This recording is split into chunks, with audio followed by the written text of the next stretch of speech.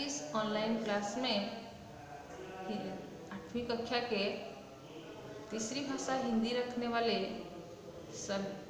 सभी विद्यार्थियों को हार्दिक स्वागत और अभिनंदन। आज हम हमारे हिंदी किताब के एक कविता पढ़ेंगे। उसका नाम है एक बूंद। अपने अपने किताब निकालो। एक बूंद उसका है। इस कविता के कवि हैं अयोध्या सिंह उपाध्याय हरिऔध। आप उनका तस्वीर देखिए। कवि के विषय में हमारी किताब में वैसे कुछ उनका परिचय तो नहीं दिया, परंतु उनका परिचय भी जानना बहुत जरूरी है। कवि अयोध्या सिंह उपाध्याय हरिऔध का जन्म सन 1865 में उत्तर प्रदेश के आजमगढ़ जिले के निजामाबाद कस्बे में हुआ था। हिंदी, संस्कृत और फारसी में उन्होंने अच्छा ज्ञान प्राप्त किया था। वे हिंदू विश्वविद्यालय वाराणसी में अध्यापक भी रहे। हरिऔध जी की प्रमुख रचनाएं हैं प्रिय प्रवास, वैदेही वनवास, कर्मवीर, रस कलश, चोखे चौपदे, चुभते चौपदे आदि। तो ये थे कवि अयोध्या सिंह उपाध्याय, जिन्होंने एक सुंदर कविता रचना की है जिसका नाम है एक बूंद। उस कविता को मैं स्वर के साथ पहले गान करूंगी। आप उसको घर में भी अभ्यास करें। ज्यों निकल कर बादल की गोद से थी अभी एक बूंद कुछ आगे बढ़ी, सोचने फिर यही जी में लगी, आह क्यों घर छोड़कर मैं यूं कढ़ी।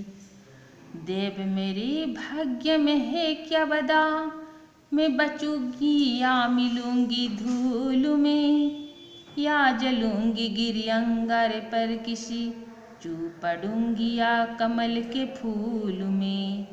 वह गई उस काल एक ऐसी हवा, वह समुंदर और आई अनमनी, एक सुंदर सीप का था मुंह खुला, वो उसी में जा पड़ी मोती बनी। लोग यूं ही है झिझकते सोचते, जबकि उनको छोड़ना पड़ता है घर, किंतु घर का छोड़ना अक्सर उन्हें बूंद लों कुछ और ही देता है कर, बूंद लों कुछ और भी देता है कर। ये जो कविता है, इस कविता में कवि एक बूंद बादल की गोद में उसका घर था, वहाँ से निकलकर जब वो पृथ्वी पर गिरने वाली थी, उस समय वो क्या क्या उसके विचार आ रही थी, उसके बारे में उन्होंने इस कविता में लिखी है। इसमें जो जो शब्द हैं हम उसको इस देखेंगे। ज्यों जैसे ही, बादल उसका पर्यायवाची है मेघ, घटा, वारिध, गोद यानी क्रोड़, बूंद बारिश की बूंद, कढ़ी इसका मतलब है चली यानी निकली, यों ऐसे ही, देव विधाता यानी भगवान, भाग्य इसका मतलब है नसीब, किस्मत ये इसका समानार्थी यानी पर्यायवाची शब्द है। वदा का मतलब है लिखा। चूं पड़ूंगी नीचे गिरूंगी, या टपकना भी कहते हैं उसको, चूं पड़ना, टपकना, नीचे गिरना।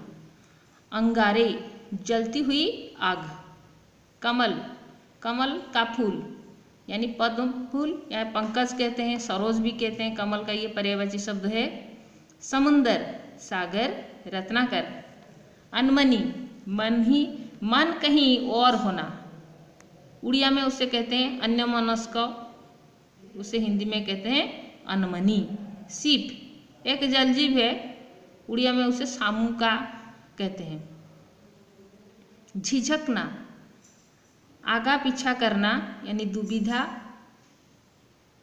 लोंग, लोंग का मतलब है तरह, प्रकार, अक्षर, प्राय।